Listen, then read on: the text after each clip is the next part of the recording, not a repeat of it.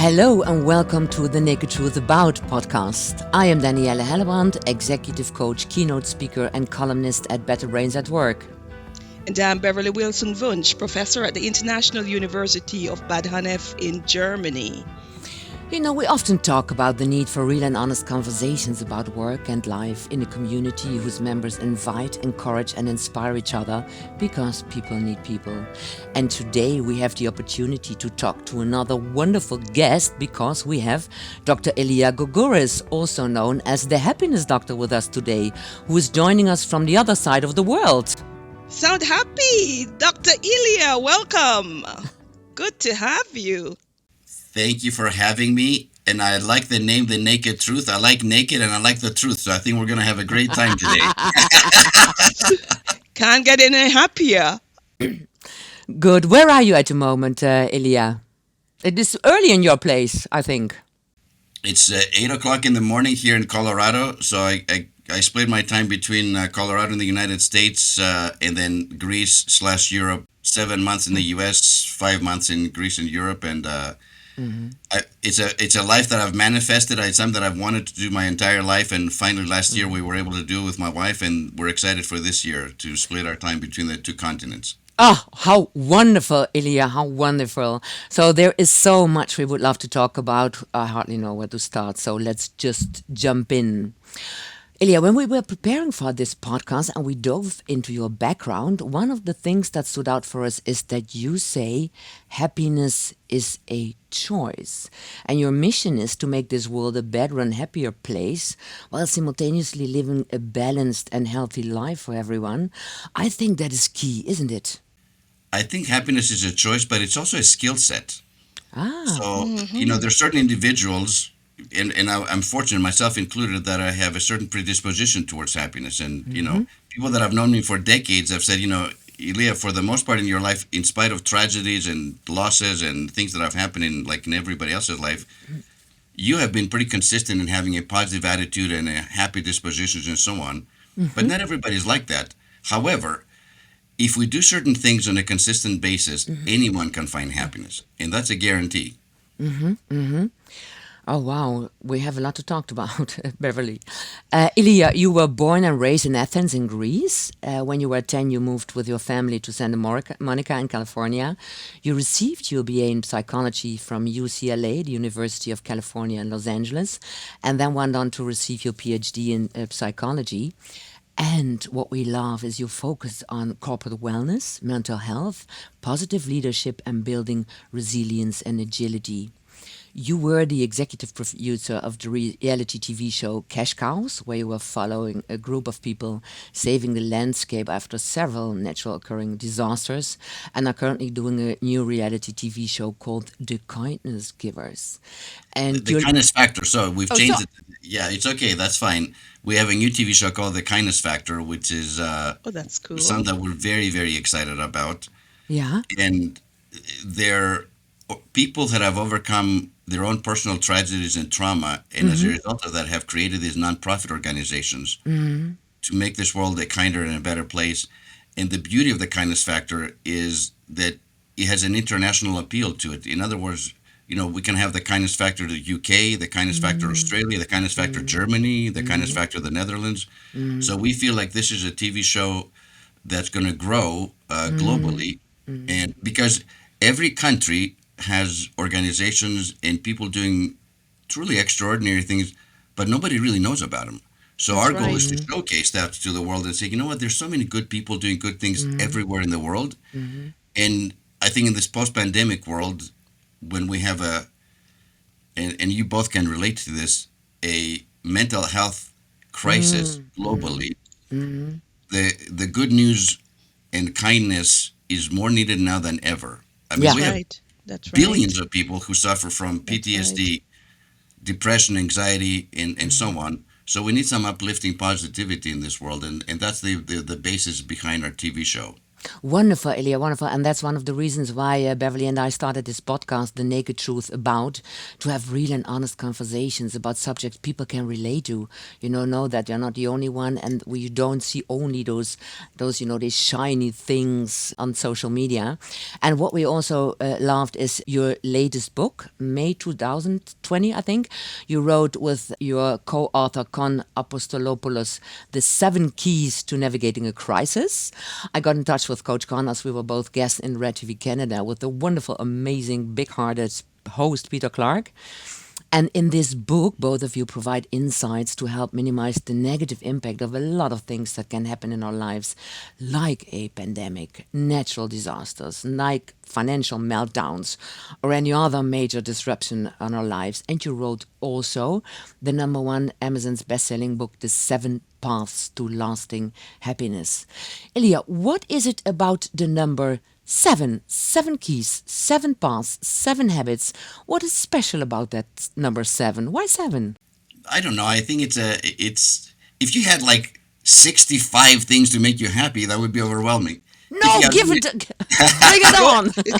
Give a go at it, indeed. And if you only have like 2 things to do, I think that's probably not enough. I think the 7, there's symbolism in the number 7 going back to ancient times. And I think it's a number that's doable. It's not overwhelming, but it stretches you as a human being. It's not one or two things. So I think that there's a fine balance with that number, and that's why I like it. That's so cool. You talked about this TV show that you guys are doing and you wanting to spread it across the world. Are we to understand that sooner or later we will have such a show in Germany, or of any other country that speaks German as a language? Maybe we'll have the show in the Netherlands, so people is able to actually listen to this in Dutch. Is that the aim? It's not to listen to it in Dutch. It's actually to record, so it's different TV shows. There's one, the American one, the Kindness Factor that we're filming here. The show is franchisable, meaning that we can come to Germany and interview Germans, or go to Holland and interview Dutch organizations that are doing remarkable things. There's no shortage of kindness. That's my whole point. We can go to South Africa and do it. We can go to Greece and do it, obviously, which I obviously want to do it in Greece. And we have interest already in the UK and in Australia, because every time we bring it up, like, I would love for you to come to our country and do this. So it's doable. We have the format. We know how to do it. So all we need is, the financing and the connections in each country to make it happen. Cool. I think Daniela and I, we should already go ahead and say we want it in Germany and we want it in the Netherlands. Yep. How about that? Just call us, Elia. Yes. We'll there. I can see your names, executive producers, the Kindness Factor Germany. That's it. Yep. That's right. That's right. And we're very open to collaborating seriously now because, again, we're living in such uncertain times. Geopolitically speaking, the mental health crisis, we're not even talking about COVID or another, disaster of that kind. And people are feeling really insecure. That's right. We've been through a lot the last 2 or 3 years, and collectively and individually. And as a result of that, we just need something uplifting and positive to unite us, and to recognize that we have a lot more in common than we have that separates us. And the news and the media and so on, they're always about separating people and putting people in different classes and different ethnicities and all that stuff. When we talk about happiness, I'll share this with you. Every talk that I've given around the world, regardless of the audience, before I start my talk, I asked the audience the following question. I said, if you were to ask any parent, regardless of ethnicity, regardless of nationality, regardless of religious affiliation, socioeconomic status, gender, and so on, what would you like for your children? What is the answer to that question? I just want them to be happy. And exactly. I take the mic and I point to the audience, and they're all like, happy. So that is a universal need. Like, this is what unites us all. And obviously I'm Greek, so I'm biased towards the ancient Greek philosophers. Aristotle, over like close to 2,500 years ago, said happiness is the whole purpose and meaning of life, the whole aim and end of human existence. Think about that statement. Think about what Aristotle said 2,500 years ago. That's why, to me, happiness is the most important thing in life. Dr. Elia, you mentioned a state of affair that gets us to the point where we feel that we can't continue to go on this way. How do you think we got here? In a world where we have so much, I don't think that we have been any wealthier in our history of humankind. Technology at the very fingertip of a button. You could literally press a button and you can talk to anyone anywhere in the world. Why are we so lonely? Why are we so unhappy? Well, I think those are two different questions. I think the loneliness aspect is that although technology can bring us together, it can also separate us. If I spend more time with my phone than I do with my family, and the phone tells you how many hours you've been on your phone, and sometimes it says 9 hours in a day, right? Okay, did you spend 9 hours with your loved ones? Did you spend 9 hours with your kids or your significant other or your parent or your cousins or your? No, you didn't. So you're looking down on your phone or on your tablet and so on. So that disconnects us in some ways. And Dr. Beverley, you're right. Technology, if we use it versus letting it use us, can be a great asset to connect people all over the world. That's a fact. But if we get distracted, then that separates us from other people. And of course, we know that part of the mental health crisis that happened during the pandemic was as a result of the loneliness and the isolation. And that's so destructive. I want to share with you a statistic about teenage brains, what happened to teenage brains during the pandemic. So they did a before and after brain scan, and they found out that teenage brains aged by 4 years during the pandemic. That's different than they didn't mature. They mean that their brains lost 4 years basically. They aged, they Wow. got older, which is a devastating thing. Think about that, right? Wow. And that's just what happens. But there's so many other people that were just cut off from their support system. And that's really sad.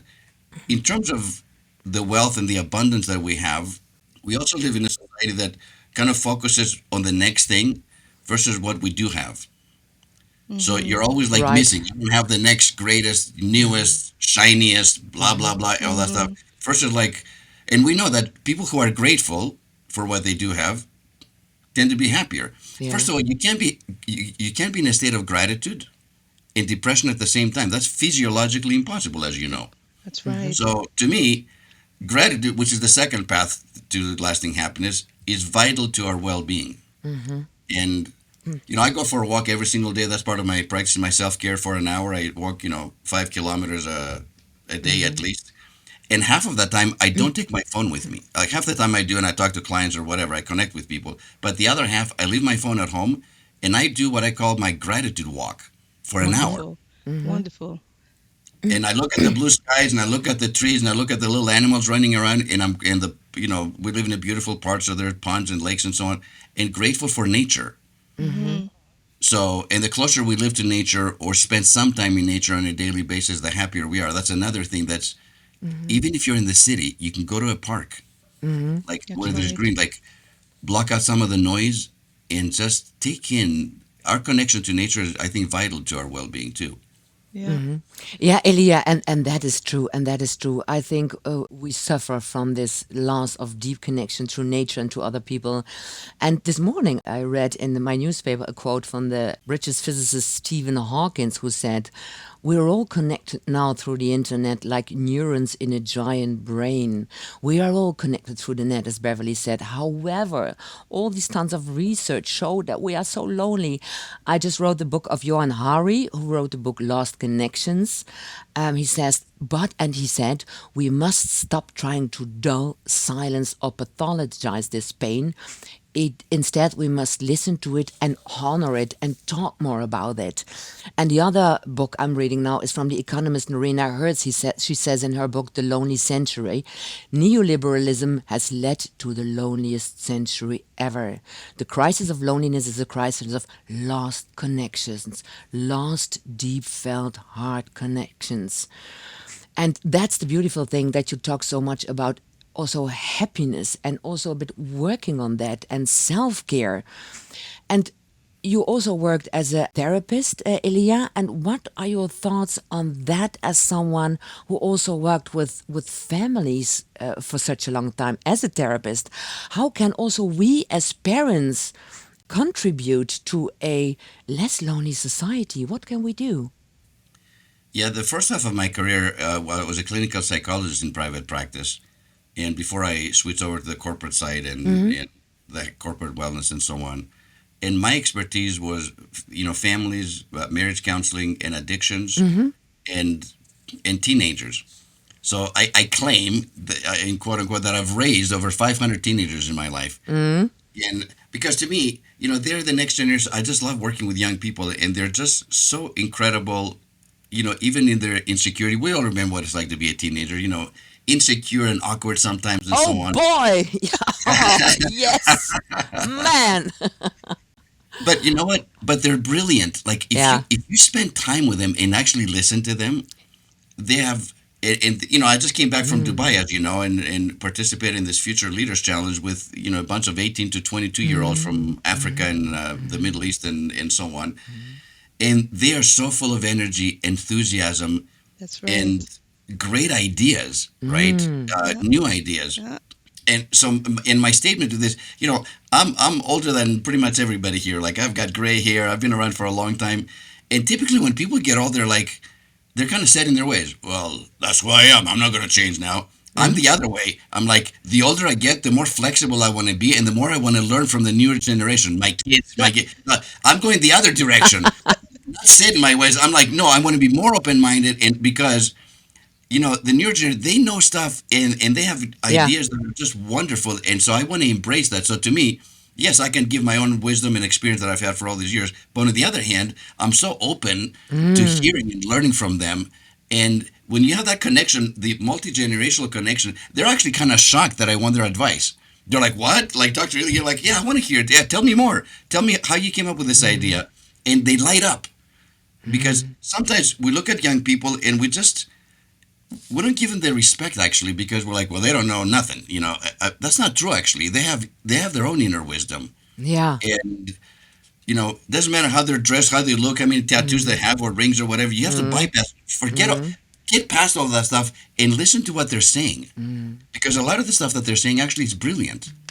And it is, and that is in another podcast. Beverly and I spoke about reverse mentoring. Of course, people can learn a lot from us, but oh boy, when we listen and really listen, and put our the egos a little bit aside, we can learn so much from younger people. Can I borrow that? Because I've never heard of reverse mentoring. That's what I was saying, but I didn't have the words to explain what. Just ask us, Dr. Elia. We have all the answers. I'm going to start using that reverse mentoring. That's exactly what I was talking about. Yeah, we had a podcast about reverse mentoring, and exactly the things you were just saying, Elia. There are too much people of our age, running around and think they are the know-it-all. But what can we learn a lot from the younger generation? So that's why we think also in companies we should, and that's what we are also doing at the moment. We try to implement reverse mentoring in companies. Just 1 hour, people can listen to me, to us, from our wisdom, because we are here for several years, and of course we have some wisdom. But then in the other session, it's the reverse. We, shut up and listen to the younger people, what they have to learn us and tell us. So reverse mentoring, we think it's important. But you know what? The beauty of what you said before, the magic word was without ego. Yeah. Yeah, right. Because as long as you have ego, you're not listening to anybody. You think you know everything. When you put your ego aside and you just open up your heart, most people talk about, well, what is your mindset? You have to have a winning mindset and so on. Yes, mindset is important. But my thing is, where's your heart set? That's right. Because heart set to me is actually even more important than your mindset. Yeah. Love that. Yeah. Yeah. Dr. Elia, a psychotherapist I know, who is actually also to a good friend of mine, once said that she believes that a person could not be lonely because he or she have himself or herself. Can that ever be true? I think that's an interesting statement, but I don't buy it. I'm sorry about your friend. I agree. I agree. 100%. This is why I asked you as the guru here. Yeah, I think people are lonely. Now, is there a way for an individual not to be lonely? Yes, if they have a great relationship with themselves, if they truly practice self-care, meaning that they take care of themselves physically, emotionally, mentally, and spiritually, Right. that actually basically, are you comfortable in your own skin? Can you be good company with yourself? Most people can't. They escape all the time. So I'm really good. That's one of my strengths. I take care of myself really well, more than I ever have. Actually, I'm better now than I was 20 years ago in all of those areas. And the pandemic actually forced me to practice better self care as my own stress level, increased. Having to take care of my family, extended family, friends, clients, and so on. I realized that the previous level of self care was mediocre, was okay, but I needed to up my own game. And I've done that consistently for the last 2 or 3 years. However, we're social beings, though. I can't spend my Right. entire life by myself and claim, oh, I'm not lonely, I'm fine by myself. That's ridiculous, actually. I'm a people person, so me connecting with people is a big part of my joy and happiness. So I think it's a combination. Can we Okay. have a relationship with ourselves that's happy and joyful and peaceful and so on, and but also connect with other people? So to me, both are equally important. But Ilya, isn't it so for you as a clinical therapist that being able to take care of yourself and be comfortable in your skin, etc., for that in your youth, you have to have a good tribe who supports you with that, who gives you, who helps you develop that. So it starts with having good people, whether it's your parents or your family or whoever, good teachers who help you developing that feeling about yourself, isn't it? It is. On the flip side, you can practice all the self care in the world, but if you surround yourself with toxic people, man, Yes. your happiness is very hard to maintain. Yeah. And I made a conscious decision about 15 years ago that I don't want any more toxic people in my life, and I don't have any. And when I share this message with the world, they're like, "You must be kidding me. Are you serious?" I'm like, "I'm dead serious. I have no toxic people in my life." And they're like, "Well, how did you do that?" I'm like, "Actually, it's not that hard to eliminate toxic people in relation from your life. It all starts about how you show up with them." So Right. Danielle and Dr. Beverly, if I treat you two with love, kindness, and respect, I have every right to expect that you two will treat me with love, kindness, and respect. But I have to show up that way. I can't be a jerk and expect you guys to be loving, kind, and respectful towards me. So it all starts with me and how I show up in my relationships. But I'm telling you, if I do that and you guys don't, I'm going to have a conversation with you. And I usually call those HOT conversations, HOT, which stands for honest, open, and transparent. Cool. And the conversation will go like this: Danielle, do I treat you with love, kindness, and respect? Assuming that you say yes. I'm like, Yes. well, then I expect you to do the same for me. Mm. And if you don't, then our relationship is going to suffer because I won't put up with it. Mm. So if you want to have a relationship with me, Mm. you have to treat me also with love, kindness, and respect. Yeah. When we have those conversations and we do it from a place of love, not anger, because that's the difference how it's taken. If we do it angrily, people get defensive. But if you do it from a place of love and like, look, I really want to have a relationship with you, Dr. Beverly, but you also need to treat me with love, kindness, and respect. Most people get it. That's And if they right. want to have, they do it. And the very few that don't, well, like, they're out. That's it. Until they're able to be loving, kind, and respectful towards me. And that way, seriously, my relationships are loving, deep, and profound. I show up big on relationships. I mean, I take the first step, and You I'm know, and that's what I admire about you. When I read your background, when I listen to you and I talk to you, it's all infectious, and I'm beginning to feel, oh my God, that's the place I would want to be, Mm. because I see myself sometimes as much of an introvert, to be honest with you. And I wondered, I was listening to you talking about yourself a little bit, and you said you were born happy because when you were as a baby, you were actually laughing it's already. true. That's the truth. That's how I started my life. I know. And no wonder you became a Dr. Happiness, isn't it? And my question was whether or not do you think that happiness can truly be learned? 100%. Or is it in our 100%. genes? Is there a little bit of it in our genes? Is it in our makeup? Is it No, who we are? Dr. Beverly. It's both. I mean, some people, like I said, are predisposed. And they're blessed that they have that. But for those that aren't, if they practice self care, I mean, these are some of the things. If they, and I created a personal health assessment. Mm-hmm. It's 20 questions that which I would share with you, and you can share with your audience too. It's a PDF. It's been We shared want to with talk hundreds of about people. it Yeah, that one right there. also, You got it. indeed. And so that's where it starts from. Practicing great self care. Obviously, being in a grateful state, practicing forgiveness, and especially self forgiveness. Most people do not know how to forgive themselves. Hmm. And there's no greater act than of self-compassion than self-forgiveness. Gandhi said that forgiveness is the attribute of the strong. And the other thing is that we're all graduates from the same university. I call that the University of Adversity. Yeah, yeah, Yeah. yeah. And Yeah. the older we get, the higher the degree, the more adversity we have faced. So it's easy to be grateful when things are going well in life. I think that's the easiest thing in the world. The question then is, can you be grateful when you're facing adversity in life? And the answer is a definite yes. Yeah. And I don't say that. I go back to one of my heroes, Nelson Mandela, who said that in life, either you win or you learn. So as long as you're learning, you don't lose. And I've accomplished wonderful things in my life, like you guys have too. But my greatest lessons have not come from my wins. They've come from my when things did not work out, when it was painful. You know, if you don't learn the lesson, of course, you're going to keep repeating it. But Yeah. when you do, it's such a gift. So I'm grateful for the downsides. I'm grateful for the things that did not work out initially when things looked pretty dark, because they opened up another door that I wasn't expecting.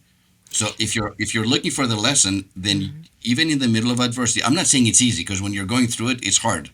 But when you look back and say, "Man, I'm really glad that didn't work out, because that door closed, but another one opened Better up that one was even opened. better."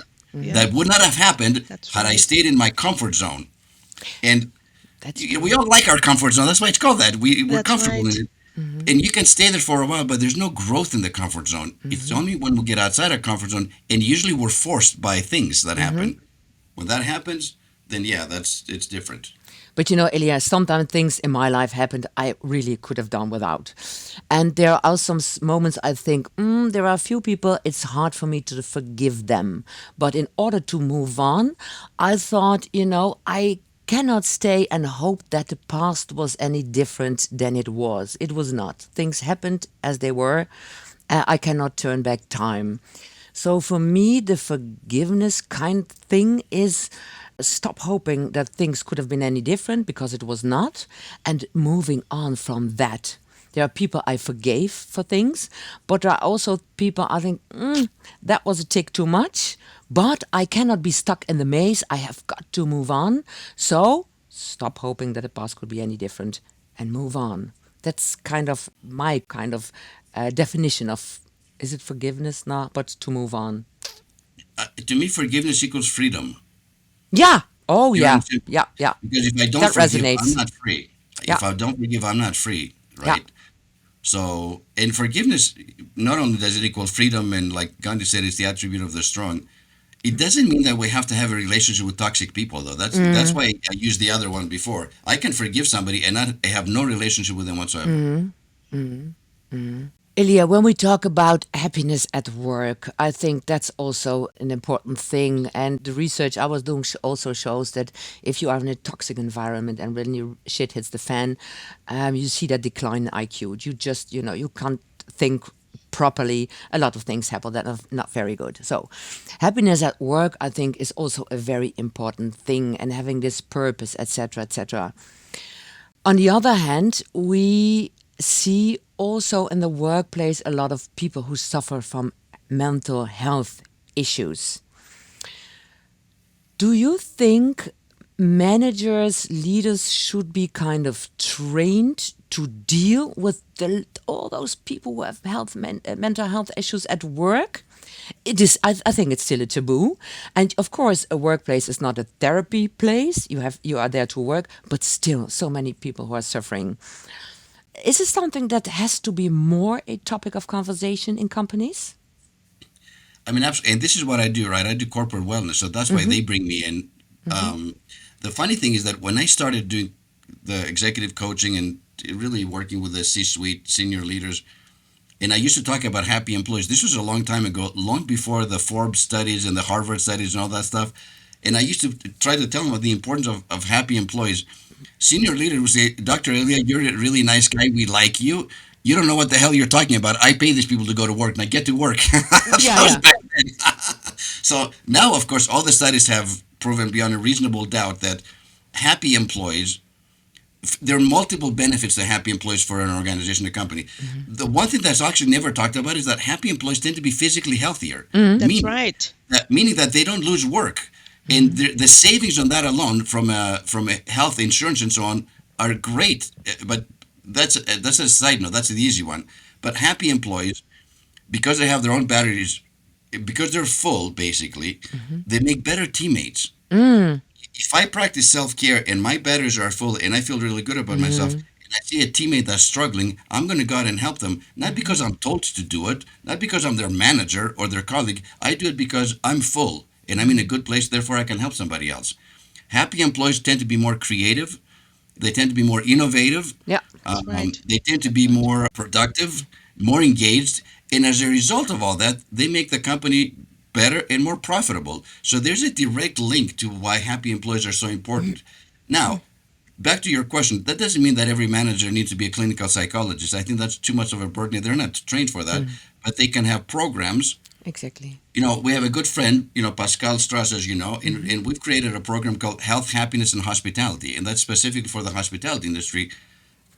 How you create a happy and healthy environment for your employees in that industry, which, it has its ups and downs, especially during the pandemic. The hospitality industry was decimated, as you know, and they're coming back now in tourism and so on. But happy employees have multiple benefits, and if a senior leader invests in that, or as chief HR officer and so on, that's who I work with primarily, Hmm. there's a direct impact to the bottom line. And once people get that, they're like, never mind the fact that we spend at least half our life at work. Yeah. Why Yeah. would I Right. go to work and be miserable for 10 hours a day and 8 hours a day? I spend more time at work than I do with my family for a Mm-hmm. lot of people.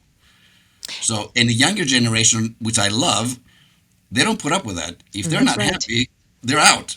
Where my generation used to be like, no, you got to endure to the end and work there for 40 years and shut up and put your head down and work. Where people don't do that anymore. They're like, life is too short. And if I'm not happy in this organization, I quit. We white knuckled our way through. Oh boy, and that is what I admire that younger people. You talked at just about the three ages: the happiness, healthy, hospitality. That's of course also a thing Beverly and I are thinking about and working on. I think we should pick that up, that age 30 thing. We get back to that. That's a good reminder, Elia. I agree 100%. In fact, to be honest with you, Dr. Elia, what you see in the hospitality industry, what we're now calling unhappy workforce, is what managers have called for years employee satisfaction or employee dissatisfaction, which is directly correlated to high turnover and poor working conditions or job conditions that people are absolutely not going to continue to work with. And this was why in the pandemic we saw the great fall away Yeah. from the industry because people weren't happy anymore. Mm-hmm. Mm-hmm. You know what I love about what you said, Dr. Beverly, and I forgot to say this, about the high turnover. Happy employees, on the other hand, because they're contented where they work, they're not only loyal, they not only stay longer in their organizations, they become ambassadors Mm. That's to right. attract great talent to bring in this organization. Because if I'm happy at work and I know that maybe Danielle or Doctor, you're looking for a job, I'm like, you should come and work for this company. That's We have a right. great culture. That's right. So you become ambassadors for your own company Mm-hmm. by being happy in your organization. Mm-hmm. That's another benefit, by the way. Mm-hmm. Mm-hmm. Mm-hmm. Because unhappy employees, yeah, very high turnover. And high turnover is very costly, as you know. Exactly. You're exactly right. I wondered whether or not this personal health Health. check instrument that you used, Yes. is this something that you would recommend that is used in the classroom, for example, with young adults, particularly those at university level? And how And, would you and it use it? and it has been. It's already been shared globally in India, in Argentina, like all over the world. By the way, this personal health assessment I created, I take it myself on the first of every month. Every single month, I take my own. So it's not a one time you do it and then you're done. Every month, I take it just to see. It's basically like taking your pulse to see how am I Mm-hmm. doing this month. Mm-hmm. And it's on a scale of 1 through 5. Obviously, if you score fours and fives, you're doing great.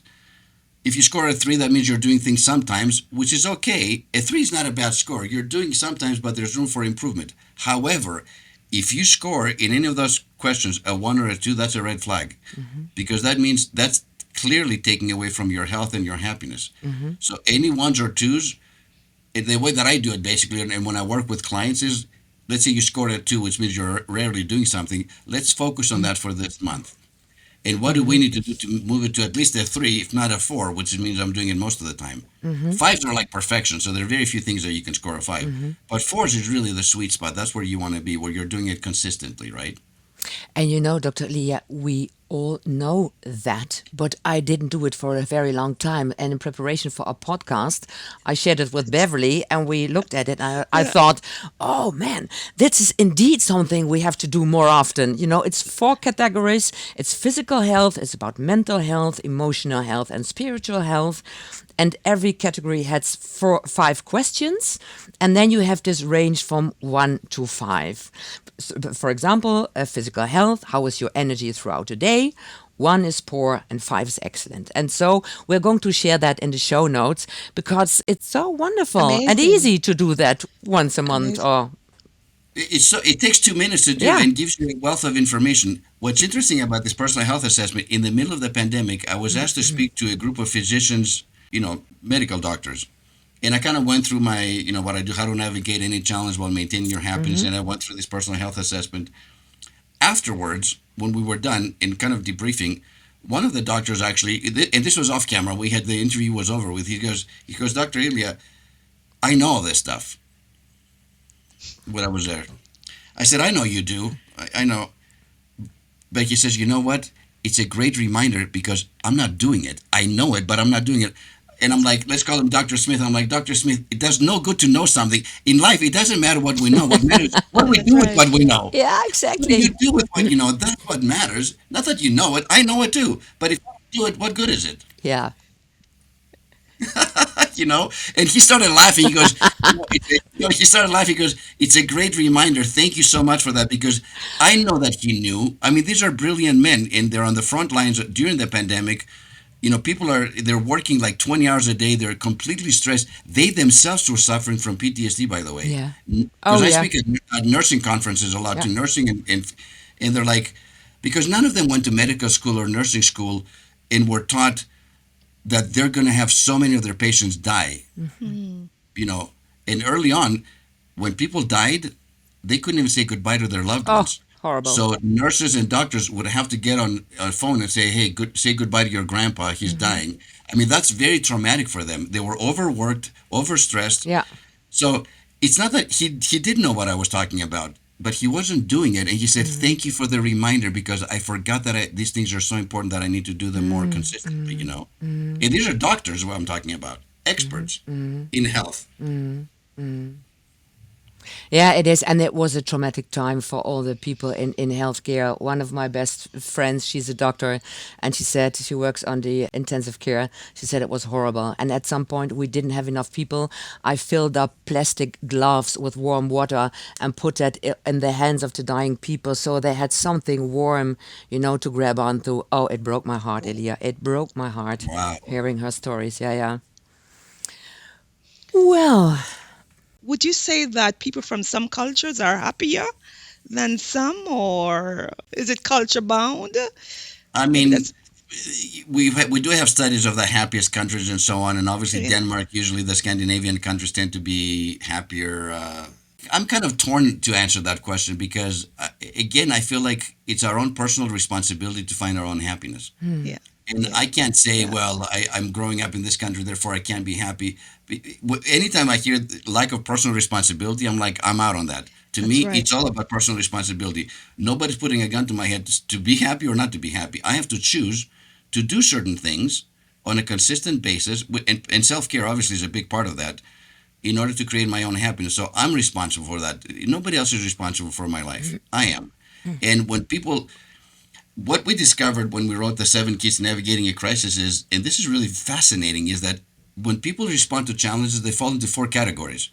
The first one is what we like to call the victim. And the Hmm. victim, of course, is why is this happening to me? It's Right. as if it's only happening to me, not 7 billion other people. It's kind of like the second one is the critic. And the critic, of course, is frustrated and angry and criticizes and blames all the time. That's how they respond to challenges. The third one is what we like to call the bystander, which is basically someone who is so overwhelmed by the changes that are taking place, they're frozen in fear. They just don't know what to do. And what all 3 of these personality types have in common is that They don't move the needle forward to some positive resolution. They don't, And then you have the navigator, which is the call to action, of course, and the navigator does certain things consistently over time and navigates successfully through crises. So the call to action, of course, is for all of us to become navigators. But before we talk about what navigators do consistently, and this is my psychologist hat wearing, is that all four of those personality types exist within each human being. So it's not like, well, Dr. Beverley is a navigator, but Dr. Elia is a victim, and Daniela is a critic. It's not like that. We all have those. So the key is, and none of us are perfect human beings, sometimes you do feel sorry for yourself. Well, then do it for half an hour. Get it out of your system, journal, whatever. If you want to criticize the government, the World Health Organization, whatever, don't do it for 6 months because that's going to rob you of your own personal happiness. Do it for 30 minutes, vent, get it out of your system, and then pivot and become a navigator and live a great life. So that's why, and of course, navigators begin with practicing massive self-care, which, by the way, people have asked me, is self-care selfish? What do you think about that? No, no, no. Not at all. I think it's very important because when my cup is full, I can give to other people. If I am drained, I'm not a very much use from my community, for my family, etc. So I think it's one have to do that. I cannot be a good community member if I don't take care of myself, I think. Dr. Beverley, what do you think about self-care and selfishness? It's such an interesting question because I wrote that very question on my personal Facebook page recently. I think that it's absolutely a good thing to do. However, I also feel that many people that are fairly egotistic somehow sort of use that as an affront. I would say I am needing to take care of myself, and that gives them some sort of an escape to say I don't need to pay attention to other people. I think there needs to be a great balance, to be So honest with you. I love that you said that because the 7 keys to navigating crisis and navigators begin with self-care but end with kindness. That's number 7. Exactly, exactly. And first of all, happy people by nature, because their batteries are full, tend to do acts of kindness and service all the time. On the flip side, when we perform acts of kindness and acts of service, something happens to our brains, as you know, and there are chemicals that are released. I call them the best drugs in the world, and they're free. Yeah. The endorphins, the dopamine, and so on, right? And so there's a balance between being kind to oneself and then being kind to others, and both are equally as important for one's happiness. Because if you're only looking at yourself, then that becomes selfish. That's right. If you're like Danielle, you said, I fill up my own self, therefore I have enough to give to somebody else, and we must give to other people. So, my call to action usually at the end of the talk is always like, go out and perform an act of kindness. That's And right. not random acts of kindness. Forget the random, conscious and mindful acts of kindness. And I had people that pushed back, and I had somebody on live television listen to this who said, what am I, my brother's keeper? They actually told me that in the middle of the pandemic. So I leaned into the camera. I'm like, no, you're right. You're not your brother's keeper. You're your mother's keeper, and your sister's keeper, and your neighbor's keeper, and the homeless person down the street, you're their keeper too. And somebody who's 10,000 miles away in India, you're their keeper too. Because in the end, we're all brothers and sisters, and we're all connected that way. That's right. That's So right. I actually pushed back. I doubled down on the kindness. So then that took care of like 90% of the people that were like kind of like naysayers. I had a couple people after I said that, they're like, well, Dr. Eli, that's easy for you to say, but I'm in my little apartment in, whatever city. I don't have any money. I can't help anyone. And what you're asking me to do is unrealistic. And I pushed back again. I'm like, wrong again. And they're like, what? I can't do anything. I mean, I'm like, listen. And the second thing of navigating a crisis is to listen to what I call that still small voice. Whether you call it the Spirit of God, if you're a spiritual person, the Holy Spirit, or if you call it your intuition or your higher self, listen to that voice. And when you do, act upon what you hear. And I gave this person an example. I said, now remember, this is at the beginning of the pandemic in April of 20, like early on. I got a prompting to reach out to a certain individual, a good friend of mine, Dr. Helen, who graduated with a PhD from California but lives in Greece. And her name came up over and over again. So I called her up, and it was like midnight in Greece. And we've been friends for 40 years. And I'm like, hey, Helen, I'm just calling to check up on you. Because she said, "Why are you calling me? It's like midnight here. Are you okay?" I'm like, "I'm okay. I just had this prompting. I just downloaded. I had a download to call you." She goes, "Well, it's interesting that you called." And I didn't know that about her, even though we've been friends for 40 years. She goes, "I have a respiratory, her lungs basically, not asthma, she had something with her lungs that she couldn't breathe very well. So she goes, for the last 9 days, I've moved out of my place, away from my kids, to an apartment by myself because I can't be around anybody." Now, this is before vaccine, this is before anything, this is early on. And she said, "I'm by myself." She said, "Have you ever been alone that you haven't talked to or touched or hugged somebody for 9 days?" And Wow. I actually had to think back in my life. I'm like, I don't think that ever had that happen. And she goes, "I'm going to be here for at least 45 days until I can figure out I have people dropping off food and, food, and I open the door and I get it, and I'm completely isolated." So why did I share that story? Because the download was free. The phone call was free. Yeah. Me reaching out to her didn't cost me anything. So when we get those downloads and we get prompted to reach out to somebody, do it. Don't Yeah. wait and don't ask why. What is the worst thing that they could say to you? "Elia, why are you calling me? Everything is good, but thanks for thinking of me." That's That's the right. worst thing they could say. But you and I both know that more likely they're going to say, "Well, it's interesting that you called.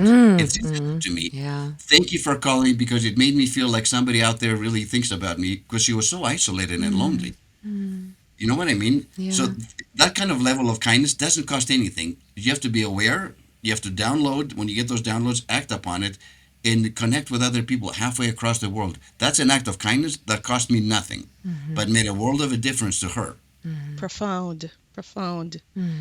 That's deep. That's deep. Elia, you shared so much of your wisdom with us. Are there some, I know I don't very much like that word easy tips, but for our listeners and maybe the younger people who are listening, are there some things you could share with us? A few easy things, leave us with that on people on their journey to be more happy. First of all, my message, people have said, "What is your message to the world after what's happened globally over the last 2 or 3 years?" My message is pure. My message is this: do not procrastinate your happiness.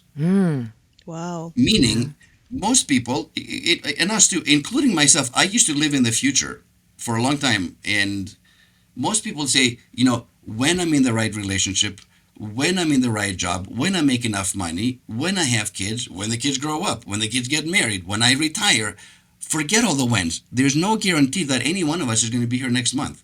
So as a result of that, live your best life now and do not procrastinate your happiness. Forget all the wins. And this comes from somebody, I tell you, some people live in the past and they can be more depressed. Other people live in the future, more anxious. I used to live in the future for the longest time. And the pandemic helped me to start living in the present. And I'm fully in the present. Like, I'm with you, Dr. Beverley and Danielle, right now, 1,000%. I'm not thinking about what's happening after this podcast. I'm fully present, which I never thought I would be able to get to that point in my life. Because I'm kind of antsy. I'm always like looking forward to doing stuff. Like, I always look forward to something exciting to happen. And it's been an interesting transformation internally for me to stay. I'm in the present. When I'm with my wife, I'm with my wife 100%. And when my kids, 100%.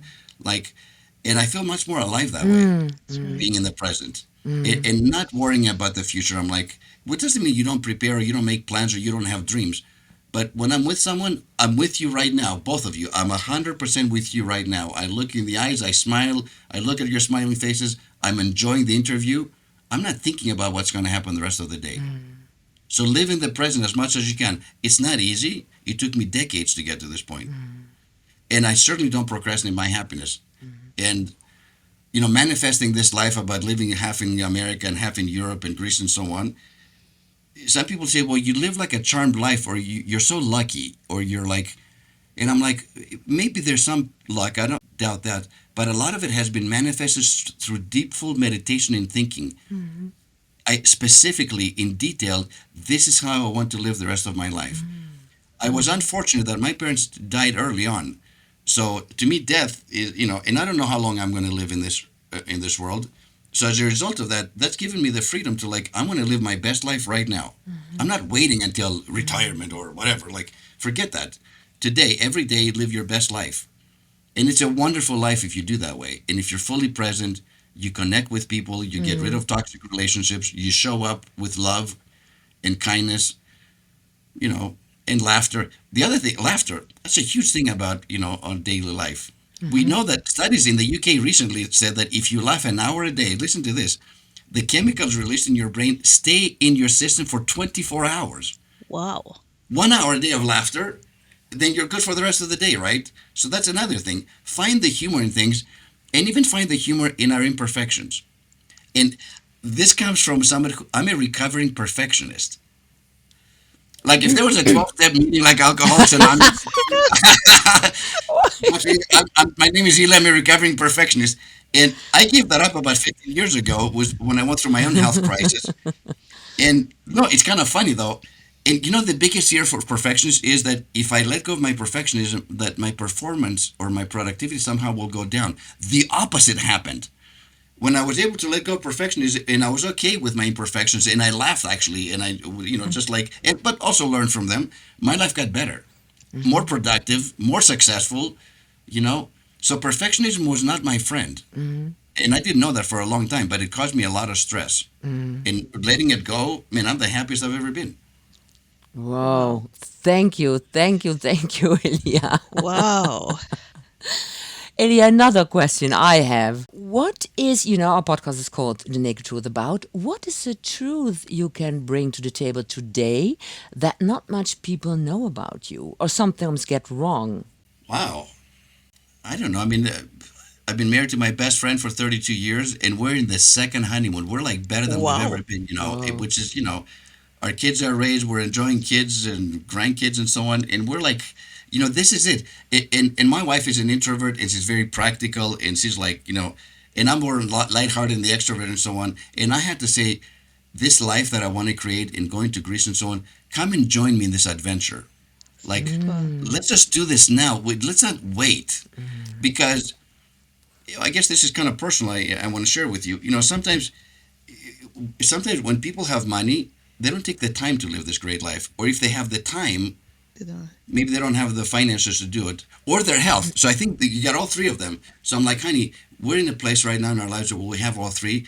Let's do this now, because there are no guarantees for tomorrow. Yeah. So live your best life now. Do not procrastinate your happiness. And putting it into practice, she was kind of like, because she's like her comfort zone. I mean, she's like set in some ways. And I'm like, grab my hand and let's just go and do this great adventure. And when she joined me finally in September and October, we spent 2 glorious months in Greece and Europe. And she's like, wow. And I'm like, I've been telling you, this is the life. And we can still do good in the world. It's not like I'm retired. People are like, are you retired? Do you sound like you're retired? No, I'm not retired. I'll never retire. But it's the balance between living a good life and making a contribution and making this world a better place. And you can do both, right? And still enjoy yourself and still enjoy your connections with people. Wonderful. Wow. I would love to be like you when I grow up. Me too, Beverly. Dr. Me too. Bev, I know Danielle and her brilliance because I've known her for a while, but getting to know you, I've heard so many good things about you, and I can't wait to collaborate. I'm coming to Europe. We will come to Holland and Germany and come to Greece, and let's bring some wonderful things together. I look forward to like working together. Yeah. Like you guys are like my people. I just feel such a kinship and connection to both of you. I mean, Danielle already knows this, but with you too, Dr. Beverley, I feel like I've known you forever, and I can't wait to, everything that Pascal said about you is true. Looking forward, and we will see each other soon. We will, Dr. Elia. We will. And thank you so much for your time, Elia. And I would like to finish with a quote from the psychiatrist Carl Jung, who said, know all the theories, master all the techniques, but as you touch a human soul, be just another human soul. We want to thank you so much for being in our podcast, and we keep in touch, Dr. Elia. Thank you. I'm blessed to be in your podcast. The naked truth, like we talked about. That's it. Exactly. Thank you. And dear listeners, we invite you to join us as we explore our own and other people's life and work stories. We will talk to a variety of people with all kinds of backgrounds, and we have lots and lots of knowledge to share. So let us learn out loud together and explore how we can better interact with each other in our private lives and in our work lives. Let's keep on nurturing our souls. Thank you all for listening. Have a good week and be kind. The world needs a hospitality mindset. And that is the naked truth.